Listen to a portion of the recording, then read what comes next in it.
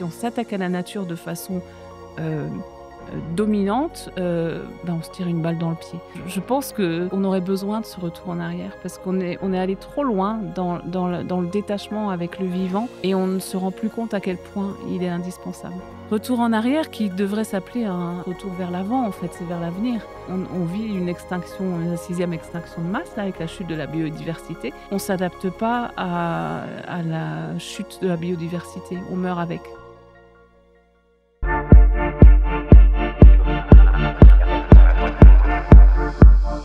Bonjour, aujourd'hui j'ai la joie de recevoir Agnès Lédic pour son livre Répondre à la nuit, paru aux éditions Albin Michel. Et je dois dire que c'est un livre qui j'ai cherché le mot, qui m'a envoûté. Et je pense que c'est un livre qui a déjà envoûté ses lecteurs parce que vous avez créé une espèce d'atmosphère très particulière qui nous ramène à nos racines d'une certaine manière. Il y a quelque chose dans ce livre de très organique et de très universel, ce qui est paradoxal parce que vos personnages sont extrêmement singuliers. Hem et donc j'ai trouvé est-ce aussi parce que il se trouve que, j'ai écrit et produit 300 documentaires sur la nature et sur les animaux sauvages. Peut-être ai-je été influencé par ça, mais je ne crois pas, parce que ce que j'ai trouvé dans ce livre m'a paru puissamment original et je pense que c'est l'un des livres les plus subtils qu'on puisse écrire sur l'appartenance de l'homme à la nature. Et c'est en cela que j'invite vraiment ceux qui nous écoutent et qui nous regardent, à le lire parce qu'ils vont y prendre un plaisir immense. J'allais dire, ils vont y prendre des plaisirs immenses parce que c'est un livre qui est, qui est fait avec des strates. Il y a différentes strates, il y a différentes composantes dans ce livre, et j'ai vraiment trouvé ça, absolument, formidable. Alors, on va revenir sur certains des aspects que je viens d'effleurer, mais évidemment, quand on entre dans ce livre, on est saisi par la puissance du personnage de Thémis. Alors, j'ai mis du temps, à faire le rapprochement que vous expliquez plus loin avec Artémis, parce que c'est un personnage qui puise une partie de ses racines, chez cette déesse, chasseresse et c'est un personnage, qui est très, complexe. Heu, Elle aime la nature, mais pas de l'amour mièvre qu'on trouve parfois, et c'est là qu'est la complexité des choses parce que, quand vous la décrivez, vous expliquez que, elle est chasseuse, mais elle est chasseuse dans le respect de la nature et de la faune. Elle l'explique: «Je ne suis pas opposée à la chasse. Nous faisons partie de la chaîne alimentaire. À mes yeux, on peut prélever dans la nature du moment qu'on la respecte, sans la piller et sans la maltraiter, un peu comme les peuples amérindiens.» Et et vous accrochez votre lecteur avec ce personnage d'abord. Alors après, on va voir à quel point vous l'accrochez avec d'autres aspects, vraiment, formidables. Mais parlez-nous de Thémis, Thémis Artémis ou Thémis pas Artémis, je ne sais pas, mais la complexité de ce personnage et elle est un petit peu comme des poupées gigognes, vous savez, qui ont différentes épaisseurs et qui finissent par faire un personnage extraordinaire. En fait, Thémis, elle est la nature, et elle s'y fond et c'est comme ça qu'elle se sent bien et qu'elle y trouve sa force. Elle vient d'un autre roman, Un abri de fortune, et en fait, on comprend mieux son histoire, parce qu'elle est issue d'une histoire difficile, d'une histoire familiale difficile, et elle arrive dans cette région des Vosges, quand elle a 18 ans et en fait, c'est dans la nature et dans la forêt qu'elle va se reconstruire et puiser sa force. Heu et c'est pour ça que la déesse Artémis m'a parlé parce que c'était une femme, enfin, c'est dans la mythologie, c'est une femme puissante. Elle va voir son père pour avoir un arc et des flèches, comme les hommes, et puis oui, c'est ce que vous disiez, elle chasse et elle chasse mais en étant la nature. C'est-à-dire qu'elle n'est pas au-dessus de la nature, elle est la nature. Mais alors, beaucoup de personnages sont intégrés dans la nature, hein. Elle a une relation on va se tutoyer si tu le veux bien, Oui, puisque c'est l'usage dans cette émission, oui. mais elle a cette relation fusionnelle qui apparaît à plusieurs reprises et c'est très joliment exprimé. Alors pardon, je parle beaucoup là, mais après ce sera ton tour, hein, évidemment. Mais je te cite: «Quand la nuit, elle va dans la forêt pour écouter le brame, elle est un cerf parmi les cerfs. Quand elle passe des heures à accueillir le chant des oiseaux dans les sous-bois, elle est un passereau parmi les passereaux. Quand elle passe des heures dans les bois, la nuit sous la lune, elle n'est pas dans la forêt, elle est la forêt.»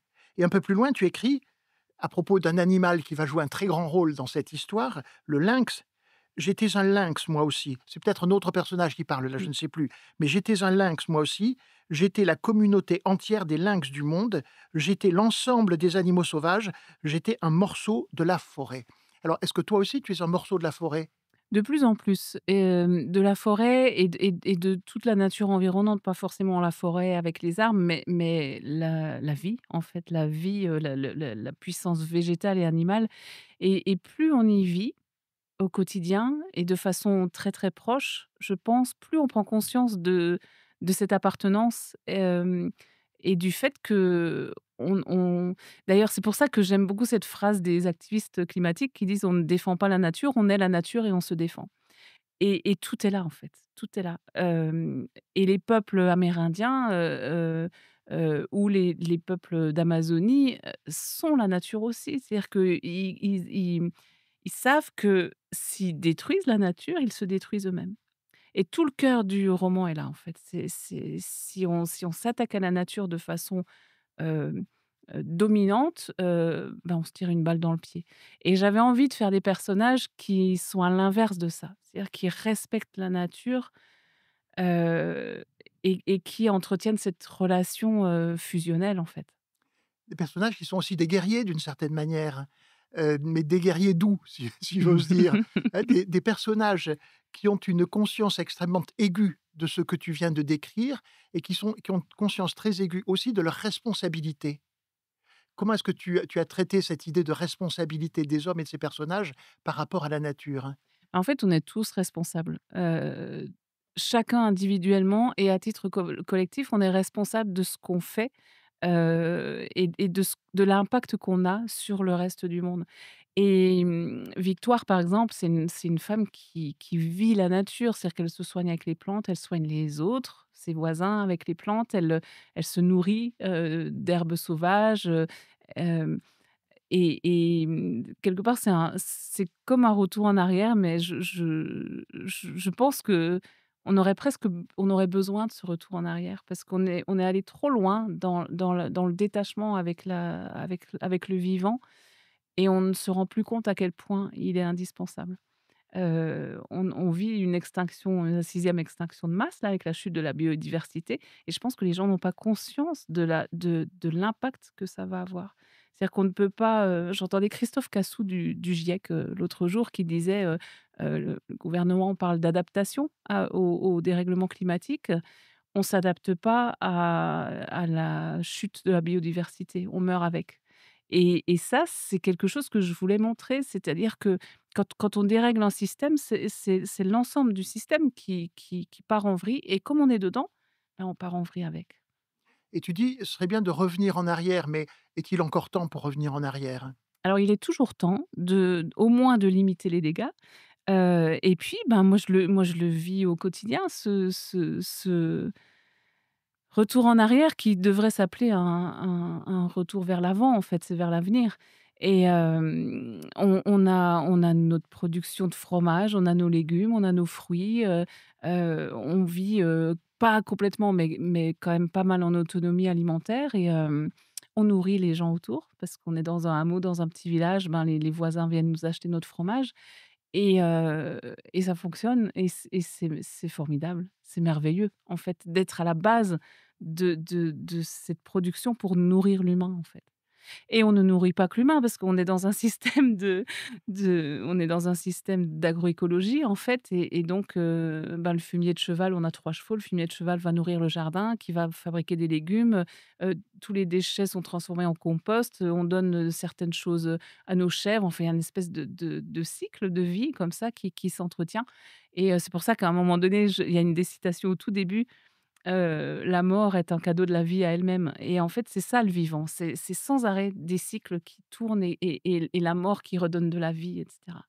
Alors ce qui est formidable, c'est que quand on lit ce livre, on se dit: «C'est une écrivaine ou un écrivain, une autrice», enfin que peu importe, de très haut niveau, avec un style formidable et puis on se rend compte quand même qu'il n'est pas possible, probablement, pour une écrivaine, de d'écrire ce livre-là sans avoir vécu soi-même ce qui est décrit. Je parlais d'une très grande subtilité dans mon introduction, Oui, parce que on voit bien que la personne qui a écrit ça, l'écrit de l'intérieur, et que ces choses-là sont c'est pas un miracle si, Thémis est tatoueuse, c'est que tout ça est inscrit dans sa chair et cette dimension-là, on la sent à chaque page et tu viens de nous décrire un petit peu ce qui vient de toi dans cette histoire-là, mais j'aimerais que tu c'est formidable. Tu vis donc dans les Vosges pour prononcer correctement et pas à la bordelaise, mais tu vis donc dans les Vosges, et ces Vosges qui sont un personnage à part entière de ce roman.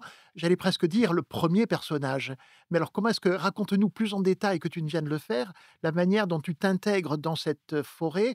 Quelles sont tes connexions, tes relations avec les autres personnes qui y vivent? Parce que les personnages là, ils ont une philosophie de la vie que tu viens de décrire, qui quand même les isole un peu du reste du monde. Mmh. Parce qu'ils sont pas dans cette espèce de marche en avant effrénée, ils sont d'une certaine manière des résistants. Comment est-ce que tu vis cela toi dans ta vie quotidienne dans les Vosges? Alors ça dépend ce qu'on appelle le reste du monde. C'est peut-être nous, dans les Vosges, dans notre petit village, qui sommes le monde et tous les autres qui vont en avant trop, trop loin, qui sont le reste du monde. Enfin qui ne sont pas le reste du monde, qui sont en dehors. Hem, en fait, il y a une sorte de, en tout cas à la campagne, dans la ruralité, il y a une sorte d'interaction très humaine, entre les humains et avec les animaux d'ailleurs, mais hem, en tout cas chez nous, il y a beaucoup de solidarité, il y a beaucoup d'interactions, il y a beaucoup de joie en fait et on n'est pas si isolé que ça. Moi, je me sens pas du tout, du tout isolée. Quand je vais à Paris, je me sens, oppressée, mais je me sens pas du tout isolée, dans mon petit coin de forêt, en fait, parce que, hem, on a certainement moins d'interactions humaines, mais elles sont d'une grande qualité et ça compense tout, en fait, et là, j'ai travaillé avec, Marc Namblard qui est audionaturaliste et qui m'a vraiment apporté beaucoup de choses pour décrire les sons de la forêt. Il m'a emmenée dans la forêt, il m'a fait écouter ses enregistrements. On a beaucoup travaillé ensemble et c'était formidable parce que lui, il a une connaissance. Moi, j'aimerais avoir la connaissance qu'il a, quand il m'emmenait en balade, on s'arrêtait à un moment donné, on écoutait, il reconnaissait 15-16, passereaux différents, moi, j'en reconnais 2. Alors, il sait pas faire un accouchement, j'étais sage-femme, je sais faire un accouchement. On peut pas tout connaître de tout, mais c'est formidable de voir les connaissances qu'il avait. J'ai aussi fait un 3 jours d'immersion au centre Athénas, qui est un centre de sauvegarde de la faune sauvage dans le Jura et pareil, c'était formidable parce que c'est des gens qui sont vraiment au contact de la nature et de la nature sauvage et qui la respectent. C'est-à-dire qu'ils travaillent avec les animaux pour le moins possible les mettre en contact avec les humains, afin de pouvoir ensuite les relâcher dans la nature, sans qu'ils soient trop habitués à l'homme, donc pour les protéger des hommes et j'ai vécu des choses, fantastiques en écrivant ce livre et j'ai toujours besoin effectivement de ressentir les choses et d'aller chercher très, très au fond des sujets pour être crédible et pour dire, enfin ne pas dire n'importe quoi sur certains sujets que je ne connaîtrais pas et effectivement, par exemple, le brame du cerf, on ouvre les fenêtres de notre chambre à coucher, on l'a à 50 mètres. L'année dernière, là, ils étaient un peu plus loin, mais il y a 2 ans, c'était un festival. Il y avait des cerfs qui étaient vraiment Waouh! dans le champ juste en dessous et ça, quand vous l'avez vécu dans votre chair, je pense que vous arrivez à l'écrire avec beaucoup plus de justesse que si c'est juste imaginé, en fait. Si cette conversation vous donne envie d'écrire ou de reprendre un projet laissé de côté, sachez que j'ai créé une lettre d'information, une newsletter pour vous accompagner. Une lettre gratuite dans laquelle je partage chaque semaine avec vous des conseils d'écriture concrets. Comment trouver la bonne idée et en faire une véritable histoire, creuser ses personnages, créer des univers. Ces clés, je vous les offre par courriel. Inscrivez-vous via le lien au-dessous de cette émission. Et alors tout commence par le brame du cerf, effectivement, qui est quelque chose de terrible d'une certaine manière, hein. Quand on entend le brame du cerf comme tu l'entends de ta fenêtre, c'est quelque chose qui est tellement organique, qui te prend aux tripes, si C'est ça. j'ose dire et symboliquement, ce brame du cerf et ce cerf va aussi être un autre personnage Mmh. très important du livre, du début à la fin et presque le personnage déclencheur de tout ce qui va se passer. Et tu as créé un personnage parce que tu nous parlais d'écouter la forêt et les animaux et tu as créé un personnage qui s'appelle Maxence Mmh. et qui est un personnage un peu monomaniaque, mais super sympathique et dont la vocation, c'est d'entendre et d'écouter la forêt. Quand je dis la forêt, c'est pas seulement la forêt.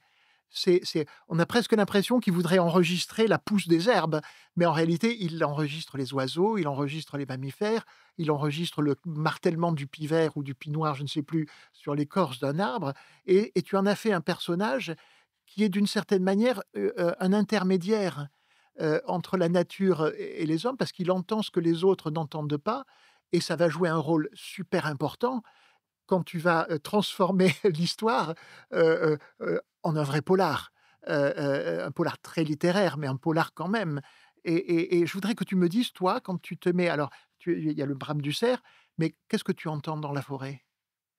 Raconte-moi ce que tu voilà, imagine, voilà, on peut fermer les yeux, tu es dans les Vosges, tu sors de chez toi, tu fais quelques, je sais pas, 10 mètres, 20 mètres, 50 mètres, 100 mètres, peu importe, heu et je voudrais que, voilà, comme dans une il fait nuit, on ferme les yeux et je voudrais que tu me racontes ce que tu entends. En fait, je pense que le mot «entendre» n'est pas le bon mot, c'est «écouter» Ouais. parce qu'entendre, on n'entend pas vraiment. Il faut vraiment écouter pour se rendre compte de tous les sons qu'il peut y avoir dans la forêt et hem et en fait, c'est jamais silencieux la nature, jamais. Il y a une fois où j'ai vécu une forêt silencieuse, mais j'étais jeune, hein. C'est juste avant l'éclipse totale, de soleil. Je sais plus en quelle année, c'était en 87 ou 90, je sais plus. Mais, il y avait une éclipse totale et 10 minutes avant, la forêt s'est tue. C'était hallucinant. Donc les animaux sentent, hein, quand il y a un phénomène comme ça qui est exceptionnel. Mais sinon, c'est tout le temps bruyant et si c'est on est bah, le jour, c'est les oiseaux, c'est le vent dans les feuilles, et puis la nuit, ça va être les grillons, ça va être les chouettes, la chouette hulotte, les sangliers qui grattent les feuilles, il y a tout le temps, des sons, en fait. Et c'est formidable et Maxence, cet audionaturaliste, il est né de ma rencontre avec Marc Namblard parce que je me suis dit: «Il faut que j'en fasse un personnage». Il y en a 5 ou 6 en France, c'est une profession très rare et hem et il va jusqu'à enregistrer des sons, extrêmement subtils. Par exemple, il y a un petit grillon qui frotte ses pattes sur les feuilles, il enregistre ça ou les araignées qui marchent sur les feuilles mortes, ça, il est capable de l'enregistrer parce qu'il a un matériel très, très perfectionné et il peut aller vraiment sur un son, très précis. Et c'est intéressant comme profession parce que ça permet effectivement, comme tu disais, de faire le lien entre les humains et la nature et faire écouter cette nature. Pas juste l'entendre, la faire écouter et il y a une vraie différence. Et tout au long du livre, pardon, mais on écoute et on entend. Parce que tu nous apprends à écouter, effectivement, et on entend, par exemple, les premiers oiseaux s'étaient mis à vocaliser, une mésange noire juste au-dessus de sa tête, un cri fin et ciselé, très aigu, enchaîne. Elle aimait écouter les combinaisons de motifs qui variaient sans cesse. Alors là, je ne peux pas le dire, j'avais prévu de te le faire dire, mais parce que là, les titouidi, touidi, Titouiti, touidi, touiti, touiti, ouais. les titouti, touti, Mais c'est la mésange ça c'est la mésange et c'est vrai que c'était très difficile de décrire les sons parce qu'on a enfin j'ai été obligée d'utiliser des onomatopées parce que, hem, je pense que les parfums sont plus faciles à décrire que les sons. On n'a pas beaucoup de mots différents pour décrire des sons.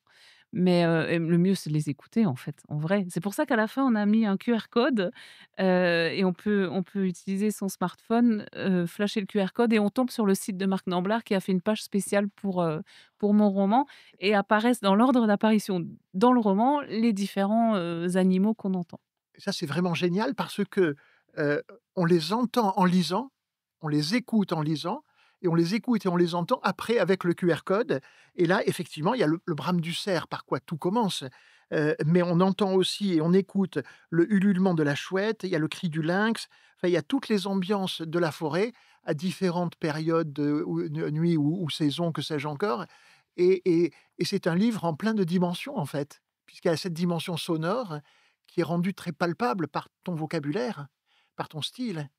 Mais oui, parce que en fait, la nature est pleine de dimensions, on peut pas la résumer on peut pas la mettre à plat, comme du texte sur une page, en fait. La nature a plein de dimensions, donc c'est pour ça que ça m'a semblé intéressant de rajouter ce son pour donner ce petit truc en plus et entendre vraiment, chaque, personnage animal, mais En la vie est en 3, 4, 5 dimensions. Il y a plein de dimensions dans la vie.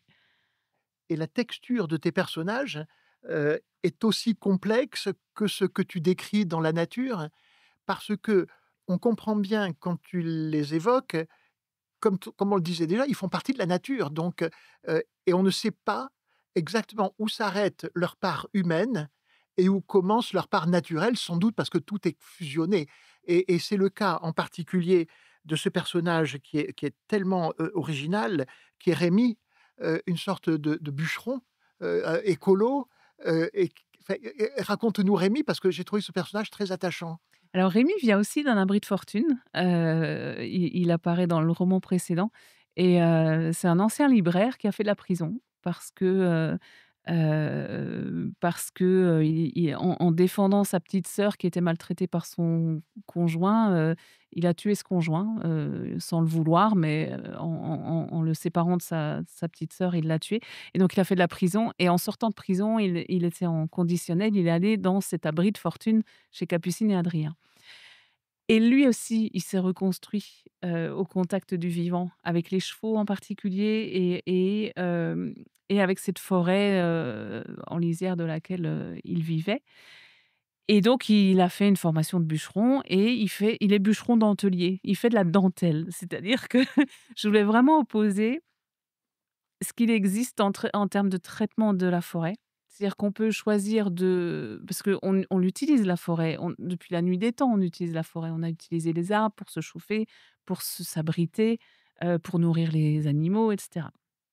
Mais il y a une façon de gérer la forêt qui est variable et je voulais montrer qu'on peut, heu, j'aime pas le mot, mais enfin on peut prélever des arbres, heu, sans exploiter la forêt. C'est-à-dire que les exploitants forestiers qui font des coupes rases, qui détruisent tout, qui font des ornières énormes dans les chemins, qui utilisent des machines, monstrueuses, en fait, ils exploitent la forêt, et ils la détruisent et là, Rémi, il s'oppose à ça et lui, il va aller prélever les arbres en fonction il y a une logique, en fait, en fonction de, est-ce qu'il est en bonne santé ou pas? Donc il va prélever les arbres qui sont en mauvaise santé, ou bien il va prélever tel arbre parce que ça va permettre de faire de la lumière pour ce petit, chêne ou ce petit être qui est en train de pousser et donc il y a une vraie réflexion dans le respect de la forêt.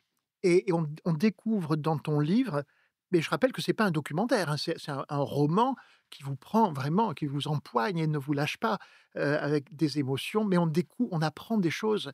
Alors quand on peut refermer un livre en se disant: «J'ai vibré, j'ai été ému, j'ai été bouleversé et j'ai appris des choses», pour une autrice comme toi, tu préfères autrice ou écrivaine? Tu m'as pas répondu tout à l'heure, hein. Autrice, Autrice. ça me va Ça bien. doit Enfin, être une immense satisfaction et à propos de la forêt donc, les tes lecteurs vont comprendre pourquoi quand une forêt est plantée, la pire des choses, c'est la monoculture, c'est-à-dire une forêt faite entièrement de la même essence sur des hectares et des hectares, au lieu de mélanger explique-nous ça, c'est très intéressant dans le livre. mais en fait, la plupart des forêts françaises ne sont plus des forêts, ce sont des cultures et dans les Vosges, c'est de la culture d'épicéa et d'ailleurs qui est en train de mourir parce que, avec le réchauffement et la sécheresse, les arbres sont fragilisés et les scolytes, les envahissent donc on voit les arbres mourir les uns après les autres, il y a 2 ans, j'ai eu la chance de faire un vol en montgolfière et donc on a survolé la forêt vosgienne et là, on voit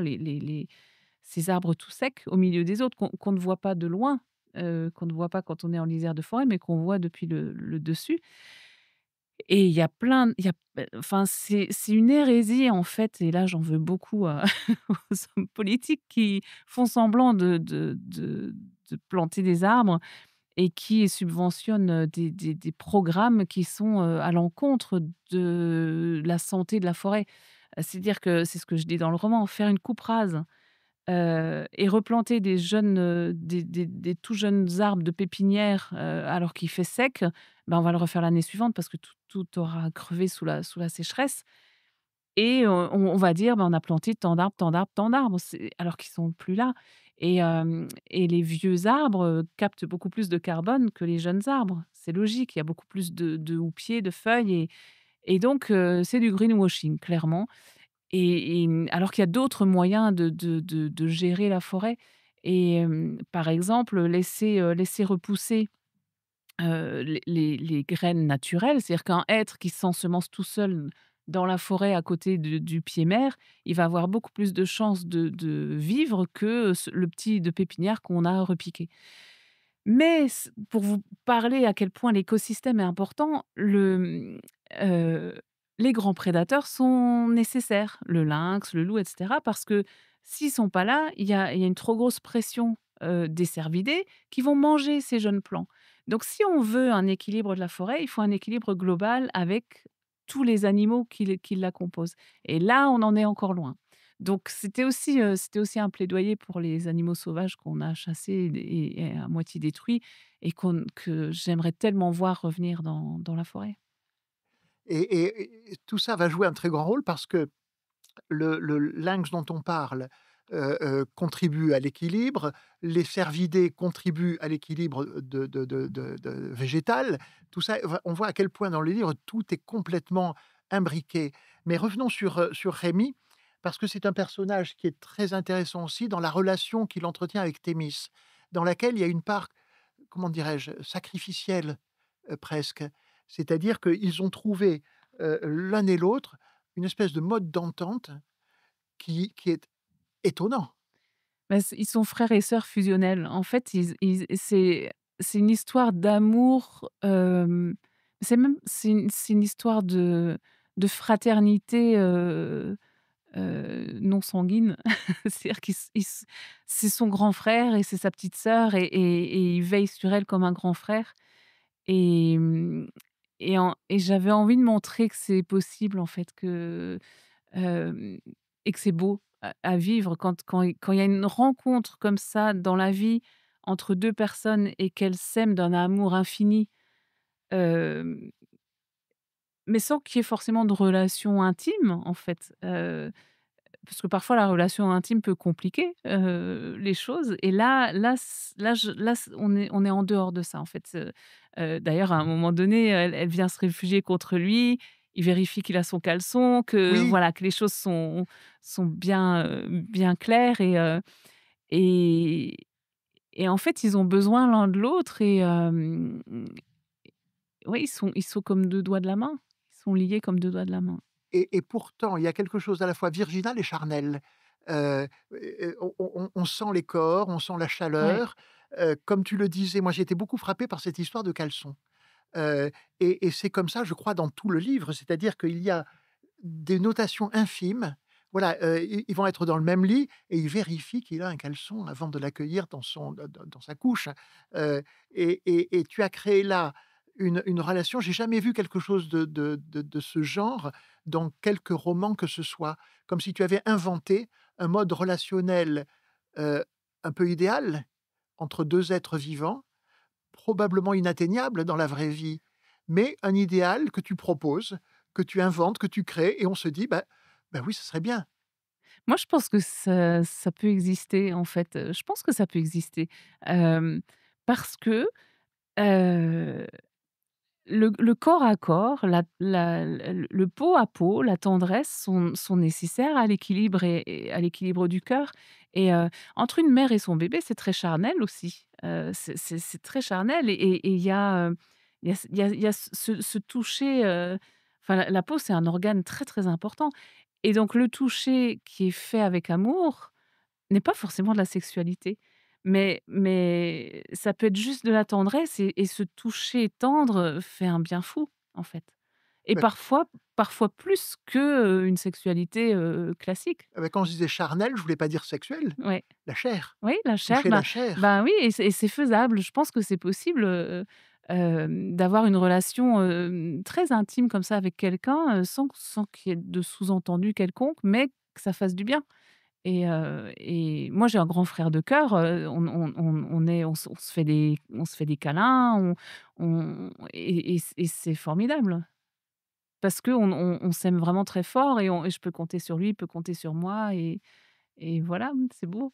En tout cas, tu as créé dans ce livre, cette forme de relation entre 2 êtres vivants qui est vraiment merveilleuse. On se dit: «C'est quelle beauté là-dedans». Alors il y a un autre personnage qui, est une sorte d'électron libre, c'est Héloïse qui pratique alors je me suis senti vraiment stupide à cause de toi, hein. Elle pratique le woofing, Oui. WOOFING, et tout le monde, je présume, sait ce que c'est sauf moi. Donc je savais pas, j'ai dû vérifier. Tu vas nous expliquer, nous raconter ce que c'est que le woofing, et elle pratique cette forme d'existence, de vie, heu, comme si c'était un élément supplémentaire, de sa liberté absolue. En fait, le woofing, c'est souvent des fermes, hein, des exploitations, agricoles qui enfin, j'aime pas dire exploitation agricole, des fermes qui, accueillent des personnes qui viennent donner un coup de main en échange du gîte et du couvert et avec une interaction quand même, sociale et humaine.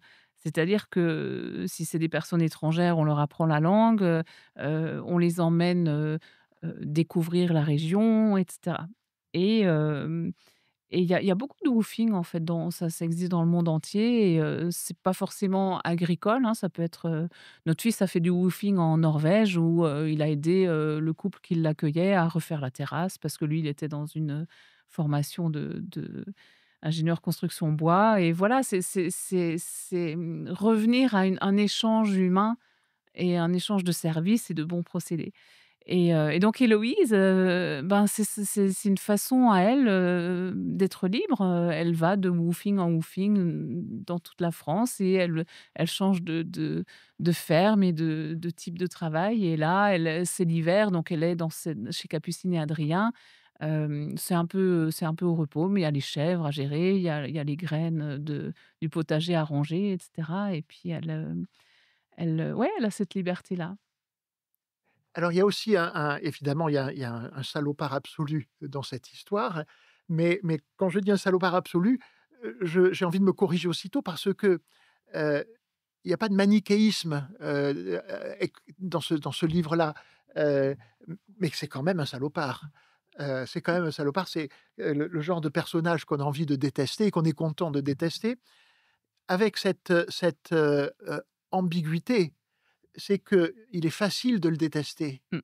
et on se sent mieux et on se sent meilleur parce qu'on le déteste. Donc c'est un peu malsain d'une certaine manière. Je le déteste parce qu'il détruit, la forêt. Alors lui contribue à faire de l'exploitation forestière, il a une scierie, il maltraite les employés, tout le monde le déteste, y compris sa femme qu'il maltraite. Donc on a toutes les raisons de le détester. Il détruit les animaux, et on se dit: «Bah, voilà, je le déteste, donc je suis du bon côté». Et j'ai trouvé ça très intéressant, cette sensation qu'a le lecteur, un peu abusive, de se dire: «Ah ben, voilà, moi je déteste le personnage qu'il faut détester, et donc je fais partie du camp des bons». Mais en dehors de cela, dans le livre, il y a pas de matière pour cette ambiguïté manichéenne, et ce personnage-là, il incarne en fait toutes les dérives de notre société. Mmh. Et c'est une sorte de modèle de laboratoire. On se dit, l'autrice a condensé en lui de manière très habile, tout ce qui n'appartient pas à un homme, si méchant fut-il, mais qui appartient en réalité à une société à la dérive, qui ne sait plus d'où elle vient, qui ne sait plus d'où elle va. Est-ce que j'ai bien interprété ce personnage? Alors j'ai une petite réserve, parce que alors, j'ai essayé de ne pas être manichéenne en expliquant d'où il vient et pourquoi il est comme ça. C'est-à-dire que j'ai un passage à un moment donné qui parle de son père, très autoritaire, d'une mère, étouffante et trop, accaparante, et donc il s'est construit dans ce contexte-là et il avait pas beaucoup de chances de s'en sortir, bien et d'être adorable plutôt que détestable. Hem et ça rejoint mon ancien métier de sage-femme, c'est-à-dire quand je cueillais un bébé qui arrivait, au monde, vous tenez ce bébé de quelques secondes dans les mains, vous pouvez pas vous dire: «Il sera mauvais». On ne peut pas, enfin c'est impossible. C'est après, c'est en fonction du contexte, en fonction de l'éducation qu'il va recevoir que, va se construire, ou pas un être détestable. Et quant au fait de concentrer, tout le mal de la société dans ce personnage, ben, j'ai pas l'impression d'être aussi excessive, en fait. Faut regarder Donald Trump. ben, c'est le même, quoi. Et donc je pense que, en fait, c'est parce que, il occupe un poste, plusieurs postes de pouvoir. C'est-à-dire que le fait d'être, patron d'une très grande scierie lui donne accès à, des responsabilités politiques, et donc il multiplie son pouvoir et comme il a été construit sur les fondements de l'homme dominant, et ben, il va développer ça et quelque part, c'est pas de sa faute puisqu'il a été éduqué comme ça, mais il est devenu comme ça et il est détestable.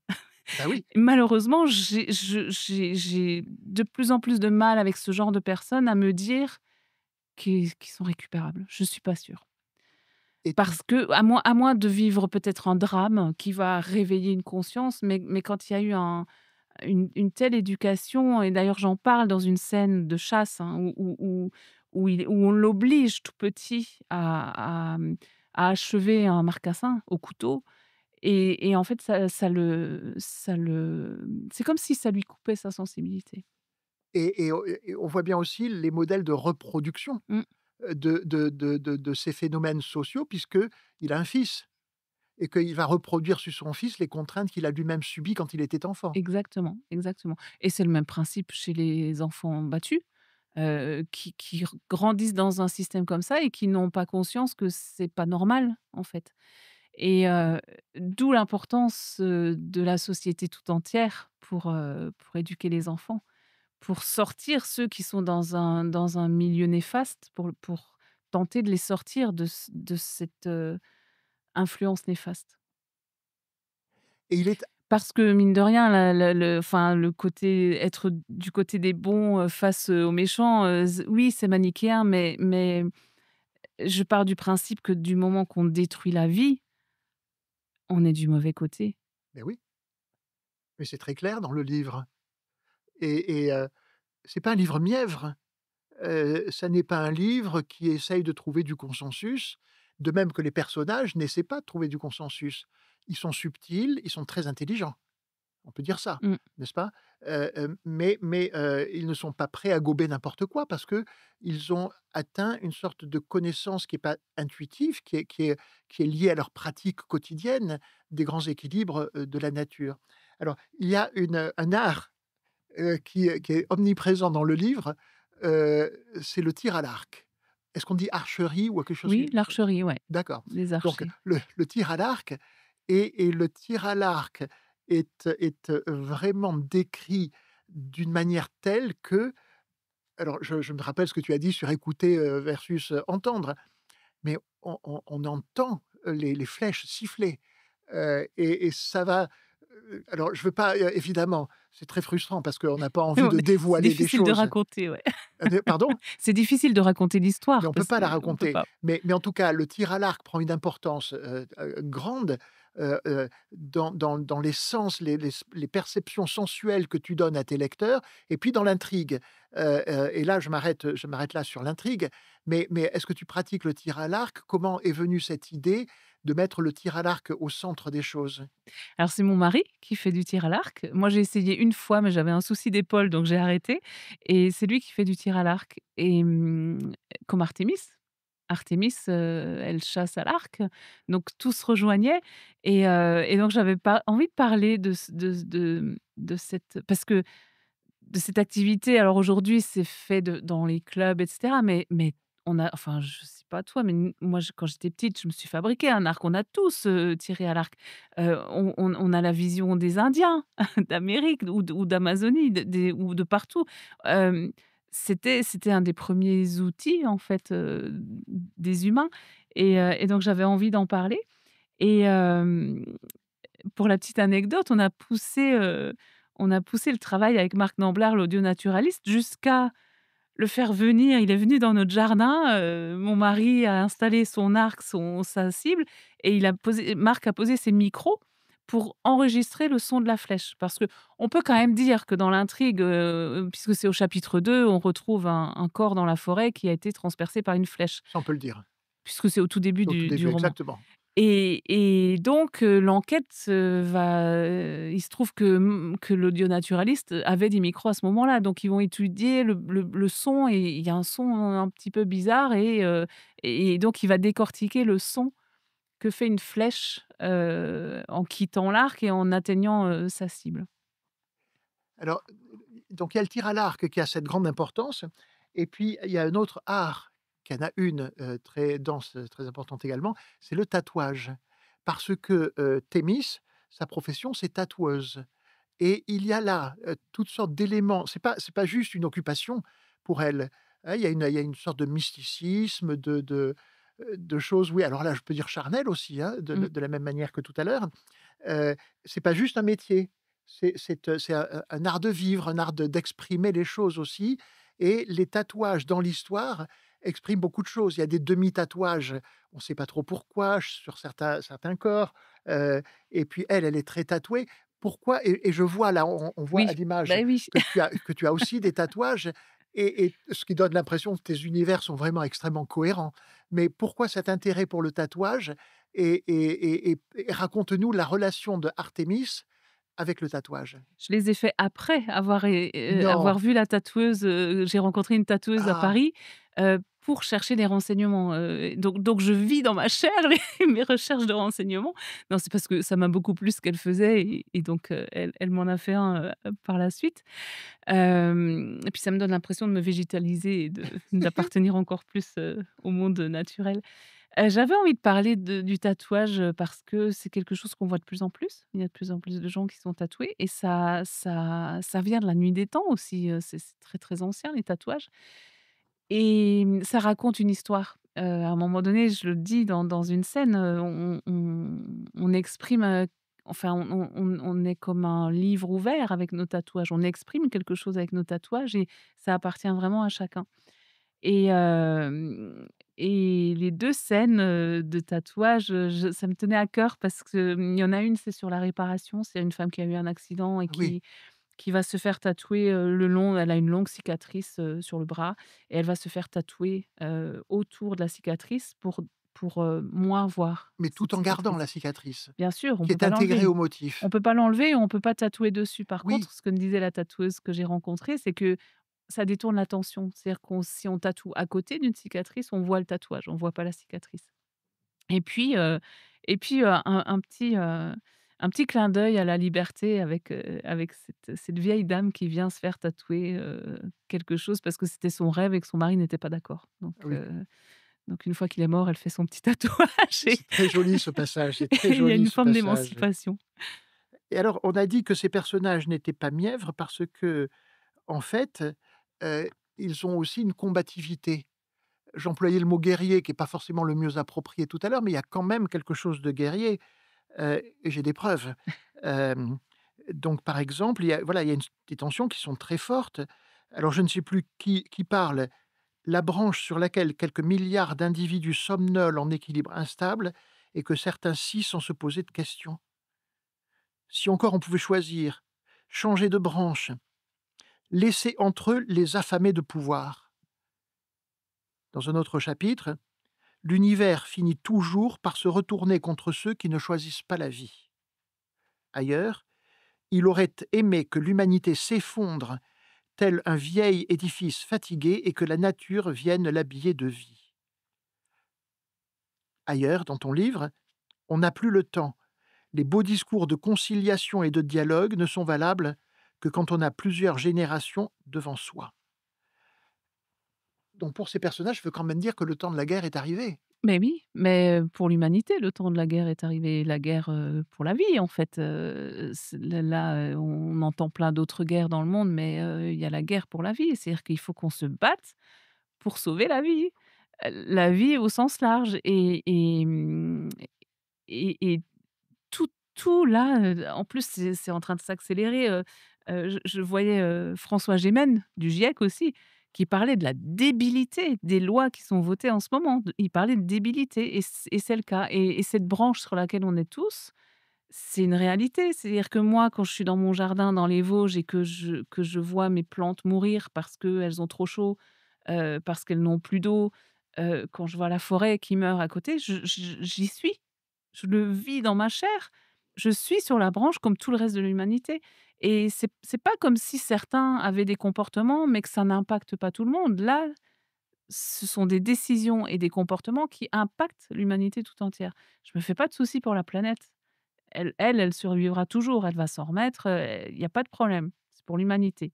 Et comme j'ai des enfants, bah, je pense à mes enfants. Et donc j'ai envie de me battre et ma façon à moi, une de mes façons à moi de me battre, c'est d'écrire des romans qui essayent d'ouvrir les consciences à travers une histoire, à travers un récit auquel on va pouvoir s'identifier. Bah, transmettre des choses, faire apprendre des choses comme tu le disais, sur des sujets, ne serait-ce que la gestion des forêts ou le métabolisme de base de certains organismes, enfin peu importe, mais faire connaître des choses, que j'ai envie de transmettre et ouvrir les consciences sur l'urgence. L'urgence, là, je suis désolée, bon, on est en plein dans l'actualité, ils viennent de sortir le fait qu'on est à 1,5 degré et on pourra pas s'y arrêter. C'est les accords de Paris. C'est trop tard, c'est fichu, mais chaque dixième de degré compte. Donc il faut vraiment se réveiller et on n'est pas en train de se réveiller du tout, du tout, du tout. Donc c'est très inquiétant et je me dis: «Mais on va où? Qu'est-ce qu'on fait? Qu'est-ce qu'on peut faire? Qu'est-ce qu'on peut faire?» Et je pense que ça viendra de la base, il faut que ça vienne de la base. Donc là, je suis un peu en mode, activiste, mais faudra se battre, il faudra se battre.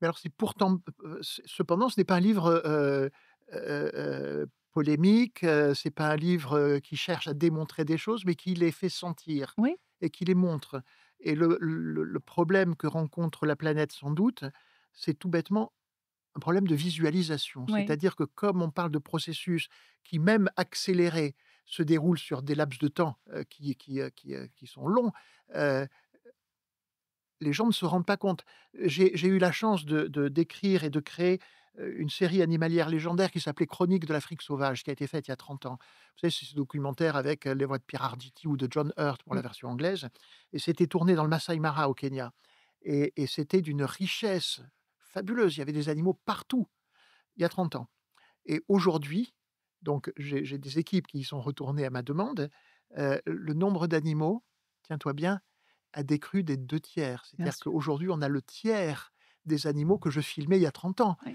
Donc c'est un effondrement. oui, C'est pas une réduction, c'est un effondrement, de la faune et je pense que c'est, que moi je peux visualiser.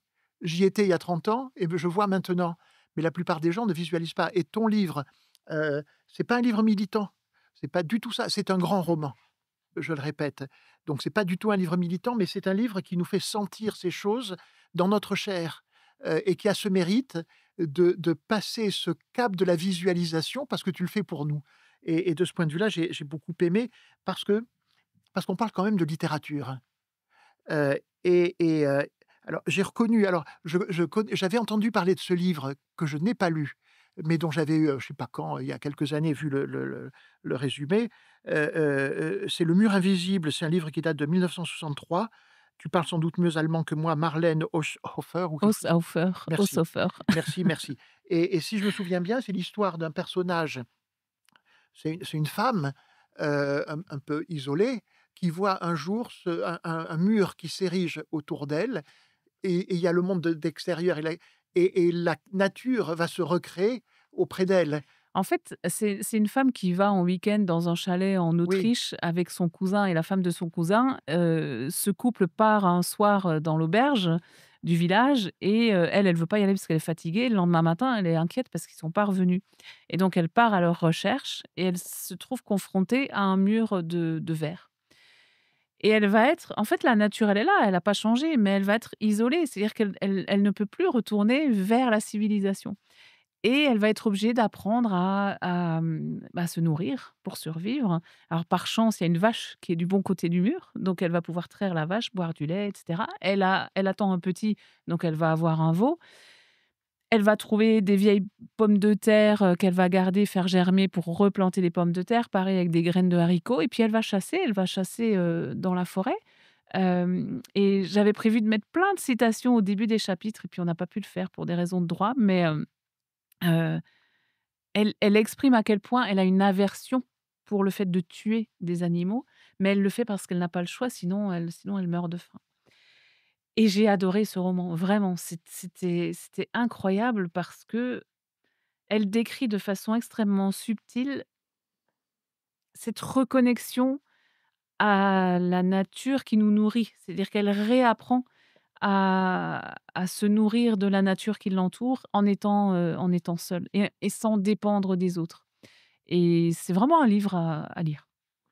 Et à propos des livres à lire, j'ai remarqué que dans Répondre à la nuit, beh, il y a des éléments communs avec des livres, des romans antérieurs. Comment est-ce que tu as, organisé ça? Est-ce qu'il y avait cette intention? C'est pas un cycle ou un cycle vosgien ou je ne sais quoi, mais est-ce qu'il y avait cette intention de créer cette continuité? Pas du tout au départ, mais c'est pas une trilogie, c'est p mais mes personnages n'avaient pas fini de raconter ce qu'ils avaient à raconter.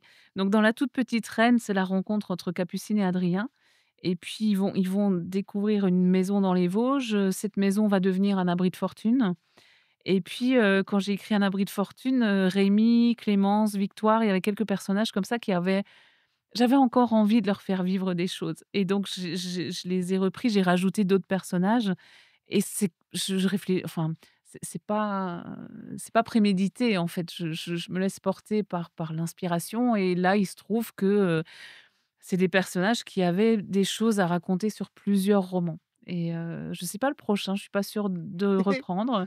Heu, Je pense qu'on va me le demander, mais je sais pas encore, je sais pas encore, je verrai.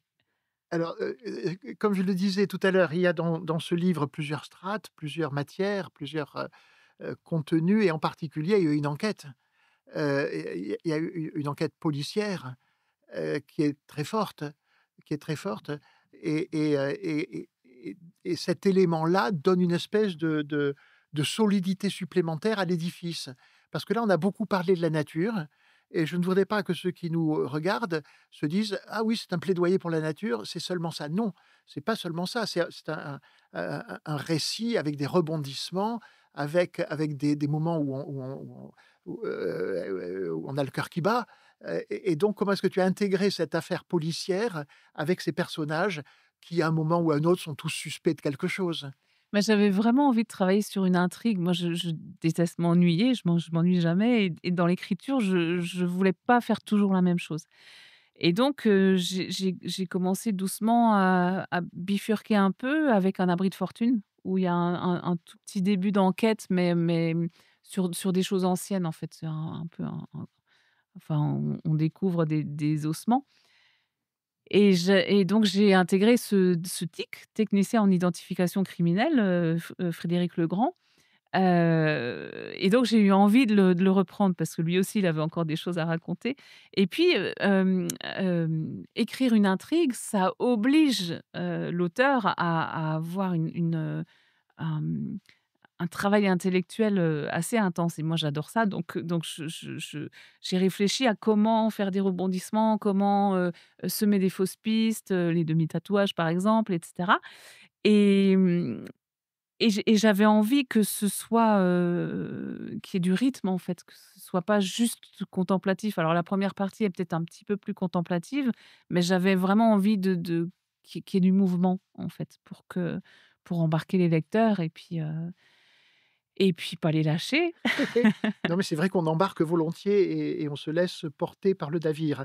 Et alors, là, puisqu'on parle d'écriture là, il y a un élément, dans ce livre, heu, à un moment donné, on lit des échanges épistolaires entre 2 protagonistes et l'autrice ne nous dit pas qui c'est. Et on lit le premier, c'est bien écrit, on a envie de voilà, on est pris par la lecture, puis on arrive au deuxième et là on s'énerve.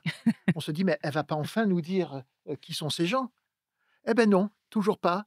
L'autrice continue et elle nous tient comme ça, avec ces échanges de lettres, et on sait pas qui c'est et jusqu'au moment où on a une révélation, puisqu'il y a une révélation et j'adore ce mot, j'adore le mot révélation parce que c'est pas seulement, l'éclosion d'une vérité, une révélation, c'est quelque chose qui montre ce à quoi on ne s'attendait pas et qui est, oui et j'ai adoré ces lettres qui jalonnent comme ça, le roman jusqu'à son aboutissement. Et en réalité, c'est des éléments disparates. Je veux dire il y a une matière qui est différente, c'est comme de l'eau et de l'huile. Mmh. Comment est-ce que tu as, géré ça? Alors je pense toujours à la phrase que me disait, Pierre Scipion, qui était mon premier éditeur chez Albin Oui, Michel, qui est décédé il y a quelques mois et qui me disait une phrase de Charles Dickens: «Fais-les rire, fais-les pleurer, mais surtout fais-les attendre». Et donc c'est pour ça que j'aime parler, j'aime raconter, l'amour. On a parlé de Rémi, et Thémis, de frères sœurs, et je trouve que, enfin l'humanité est dirigée par l'amour ou le non-amour, ce qui peut expliquer des comportements, hem, néfastes. Mais, j'avais envie de raconter cette histoire-là et de faire attendre le lecteur. Donc je pouvais pas dire tout de suite, qui écrivait à qui. mais dans un livre comme celui-là, quand il y a ce type d'intrigue, quand on s'énerve contre l'autrice, c'est plutôt bon signe. Oui, et c'est Donc plutôt gagné pour moi. ah oui, donc je me suis énervé. Et je suis content de pouvoir te le dire parce que c'est une espèce de petite vengeance de lecteur. Donc on est pris par ça et puis alors, quand la vérité arrive, eh ben, on a les bras qui tombent, hein, mon Dieu, c'est formidable. Nous parlons de littérature là et d'écriture et quelquefois on écrit parce qu'on a vécu un drame et moi j'ai l'impression que, quand on a vécu un drame, ce qui est ton cas, hein, les ceux qui s'intéressent à ça, comprendront ou iront voir à moins que tu leur dises. Mais moi, j'ai l'impression que l'écriture et la littérature ne peuvent consoler de rien et que la littérature ne peut rien réparer. Et donc j'ai du mal à comprendre pourquoi, dans ton cas, la voie qui s'est ouverte après ce que tu as vécu était la littérature. Alors moi, je pense au contraire que ça peut soigner. Guérir, on n'en guérit jamais, hein, on a perdu un enfant à l'âge de 5 ans et demi et ça on n'en guérit pas. Mais on peut mettre du baume sur les cicatrices ou des tatouages, autour pour moins les voir. Et hem, en fait, l'écriture permet de sortir ce qu'on a au fond de soi et de le poser quelque part et de le ranger. Et ça, c'est nécessaire. Je pense quand on vit quelque chose de difficile, c'est de le sortir de soi parce que je pense sinon ça se transforme en cancer, en maladie, en voilà, c'est extérioriser un chagrin énorme et en faire quelque chose, le transcender en fait, en faire quelque chose de beau ou de nécessaire. Et moi, je suis très touchée parce que la plupart des livres que j'ai écrits, il y avait un thème, que ce soit le deuil d'un enfant, que ce soit les violences conjugales, et j'ai eu un nombre, incroyable de personnes qui m'ont dit: «Vous m'avez fait du bien, voire vous m'avez sauvé la vie». Donc la littérature, que ce soit l'écriture pour celui qui écrit ou la lecture pour celui qui lit, je pense qu'elle a un vrai impact sur la vie des gens. Pas plus tard que dans le train pour venir tout à l'heure, j'ai une personne sur Instagram qui m'a écrit qu'elle a lu Part avec lui, donc sur les violences conjugales, et elle m'a dit: «Vous avez raconté ma vie. J'ai vécu avec quelqu'un qui était violent avec moi et j'ai pris conscience, que c'était pas normal». Et il y a une vingtaine de femmes comme ça qui m'ont dit: «Je ce livre m'a fait prendre conscience que ce que je vivais n'était pas normal et j'ai réussi à en partir».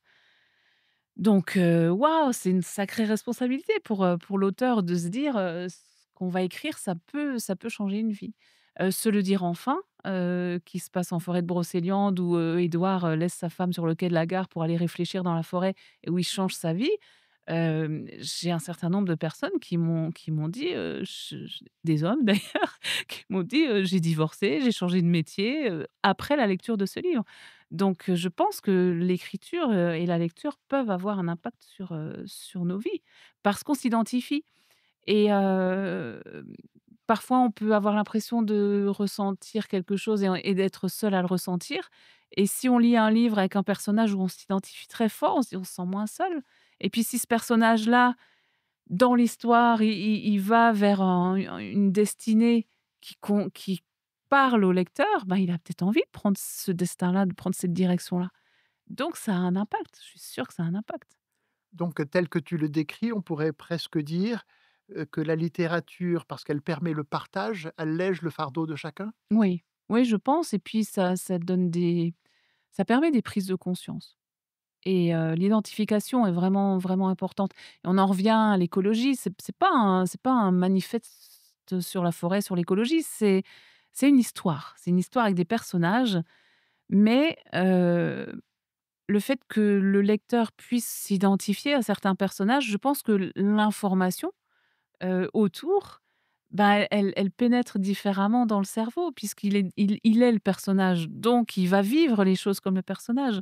Donc ressentir comme Rémi cette rage contre les grosses machines qui arrachent les arbres, ressentir comme Héloïse, ce besoin de combattre, hem, ouais, l'identification et moi je le vis aussi quand je lis un roman et que je m'identifie à un personnage, c'est fort en fait. On on est le personnage et donc on reçoit les informations avec beaucoup plus de sensibilité, je pense.